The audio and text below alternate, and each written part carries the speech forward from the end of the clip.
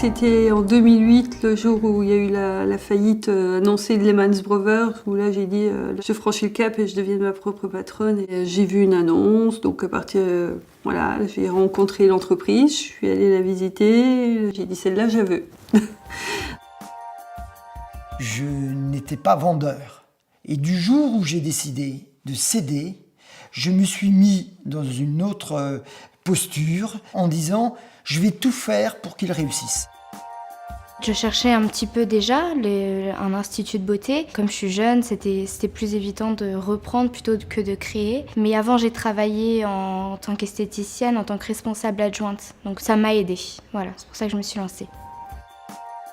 C'est une entreprise de menuiserie aluminium que j'ai cédée aux salariés le 30 janvier 2014.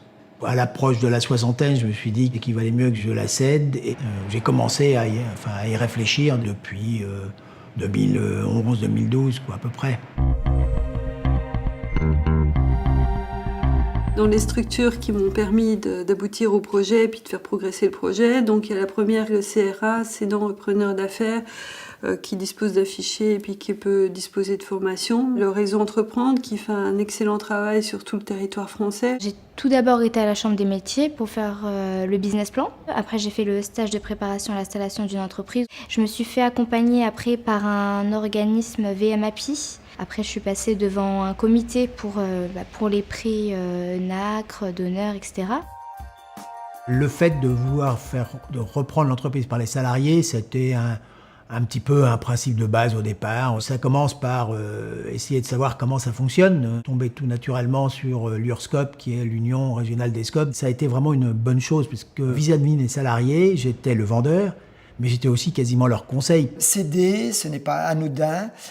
Céder, c'est se séparer de ce qui nous a fait vivre pendant des années, qui a donné du sens à notre vie. Donc il est important de se préparer psychologiquement et de se préparer aussi par rapport à ses salariés. Et ça se prépare 2 à 3 ans avant. Il y a un aspect patrimonial, il y a un aspect fiscal et il y a également une mise, j'ai envie de dire, au propre des comptes.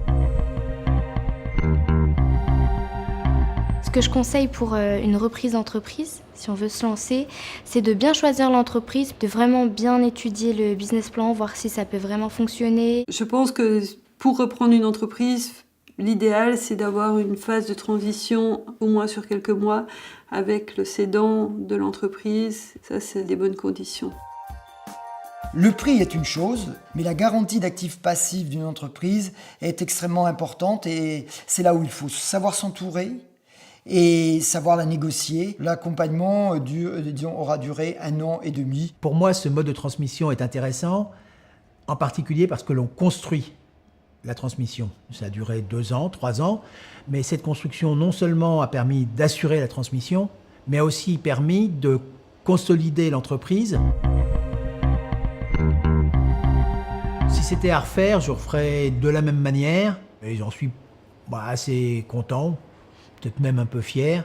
Je pense que je suis maintenant déjà vraiment sorti de l'entreprise. Je crois que je m'y intéresserai tout le temps. Si c'était à refaire, je referais la même chose. Je crois que c'est dans l'intérêt de l'entreprise, c'est dans l'intérêt des salariés. Ça demande du temps, de l'énergie et des moyens. Ça demande d'être accompagné, à la fois par des compétences, mais à la fois dans sa vie personnelle, pour faire face au projet. Mais c'est une aventure très très intéressante et passionnante. C'est une des plus belles aventures qu'il y ait. Si c'était à refaire, non, il y aurait des choses que je changerais. De ne pas rester sur des échecs de banques qui me disent non, directement de donner mon dossier à plusieurs banques. Il faut avoir la tête sur les épaules et de se lancer, et c'est une belle aventure, donc moi je le recommande.